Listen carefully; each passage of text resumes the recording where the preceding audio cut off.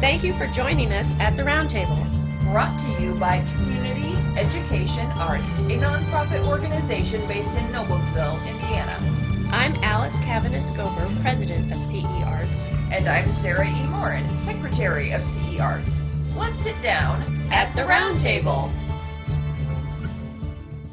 Welcome back as we continue our discussion with Brittany Gaither, Nicole Dean, and Emily Miser of Crossroads Dance Indy. So not only are you doing this production in January, but you're also doing in December, mid-December, you're hosting a class titled Writing the Stories We Tell. So now tell us a little bit about this class, because I know it's a kind of a class where participants get to go kind of behind the scenes with you guys and look at each of these pieces that you've created. And so tell us a little bit more about this class that you have put together based on this production that you're doing. Yeah, so we really wanted just an experience. We recognize that like modern dance isn't something that a lot of people have encountered with before. Like we want to bring people in and have them feel like they're a part of the experience. And as we just explained, all of our processes are so different. And so we thought it'd be really fun to include people in those processes.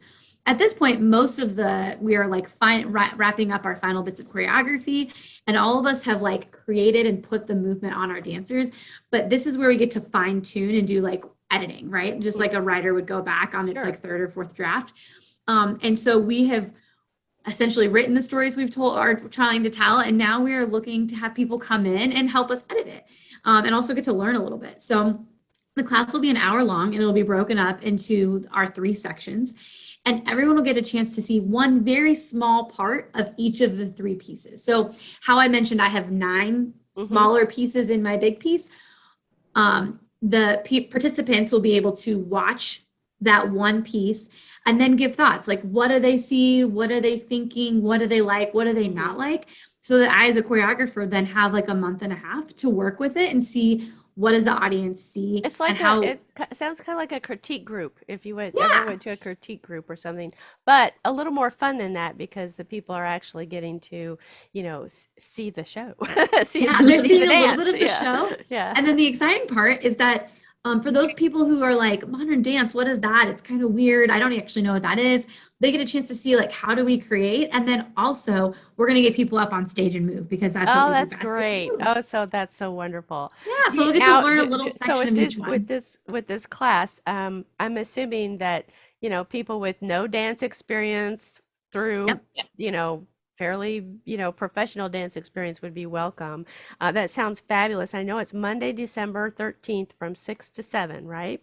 Correct. And you were very right. We're going 13 and up is the age range, and no movement experience necessary at all. In fact, we're hoping to have people who don't move much and want to come move with us. That's right. Oh, and I'm sure after sitting in front of our Zoom, sitting in our chairs for over a year, I would love to get up and dance with you guys and move with you guys. But that sounds great. So now, where do people get a hold of you to come to this class? Yeah, so the class is also at Arts for Lawrence, the same place the show is. It's $10 tickets, and if you come to the class, you get a 20% off discount code for the show. Oh, that's which is wonderful. Super exciting. Yeah. And all of the information for the class is posted on our Facebook page, on our Instagram, as well as our website. It'll be up on our website very soon. So easy peasy for people to sign up for the class. Yeah. Okay, correct. Great. That is so exciting. Now, who decided how did you guys even decide to add that into this full scale production? I can't even imagine saying, "Hey, I got a great idea. Let's host a class," while we're in the middle of this great big production. Oh, you guys amaze me. I don't know when you sleep. We really thought it'd be, we want to get new audience and new audience members. And, a feedback that I've gotten a lot is when I tell people I'm a modern dancer, is like, but what is modern dancer? Yeah. What is the modern dancer? Yeah. You got, people know ballet, people know hip hop, people know tap, but like, what is modern dance and how is it accessible? And sometimes people leave modern dance shows and they're like, well, I don't know what it was about. Like they feel hesitant to, because it's different. Yeah. And so I just really want people to be able to enjoy the experience of modern dance. And I feel like this is a great way to get the information out about our show, but also give like a gateway to people who are like, I'm really interested, but I don't know what it is. I And think so that's let me so try that. smart. That's so smart. I can't even tell you how smart I think that is because you're absolutely right. Modern dance is one of those phrases that people are like, "Oh, I don't know. I don't know what that is. That's so different. I can't understand it." But what you're offering is for people to come to the other side of modern dance Mhm. and see exactly what it is so that it's not intimidating and they realize it's telling a story through movement, just like ballet, just like tap, just like. I Yeah. mean, it's such a smart thing to do. I have a feeling you're going to have a modern dance interactive class like this all the time. You're just going to end up hosting a class like this all the time, and you're going to have to come up with a whole bunch of mini stories we tell, to offer the class. I think you're going to end up doing that. So I wanted to ask one other question about the production, the stories we tell. I think it was Nicole who said her piece, Come to the Table, is about 38 minutes long, correct? Yes. And so are all three pieces about that length in, is that I mean, I feel like that's a very long dance, for a dance. If I were one dancer dancing 38 minutes, I'd probably have a heart attack and die. So I know that's not the situation, but that feels like a full length, performance. And Hmm. from the performance side of it, are all three pieces about that same length? And am I right? Is that kind of a full length production atmosphere? I mean, I know you said at the beginning that the stories we tell is a full length production. And so what I'm trying to ask in my own crazy way is, are the three pieces representative of what goes into a full length production? Like if it was a traditional ballet, would it be act one, act two, act three? Would it be like that?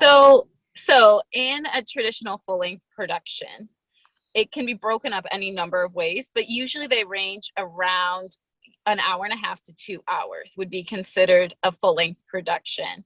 In a ballet, that's one continuous story that has act one, act two, act three. Hmm. The same story is being told but broken up. Right. However, it's very common for dance companies, modern, ballet, jazz, any of them, to do different stories or like to choose sometimes different parts of different ballets or Hmm. different stories that are just shorter. They're not a 2 hour story. Right. You guys And kind of like get a to highlight break, from something. Yeah. yeah, and to break it up, or even the full story just is only that length. Right.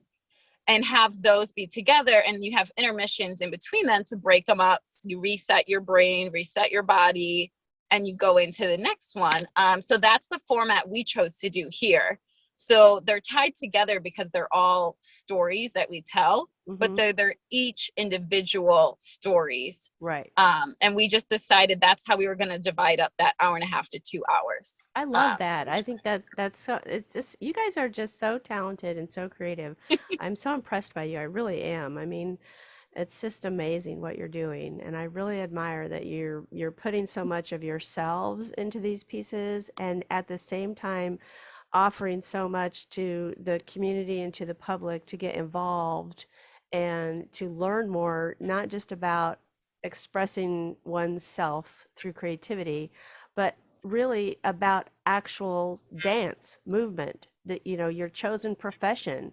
You're offering your expertise to people through your class that you're offering in December and through the classes you offer all the time. So I just think it's fabulous, and I'm so thrilled that you have your production up and coming in January. That's just wonderful to hear.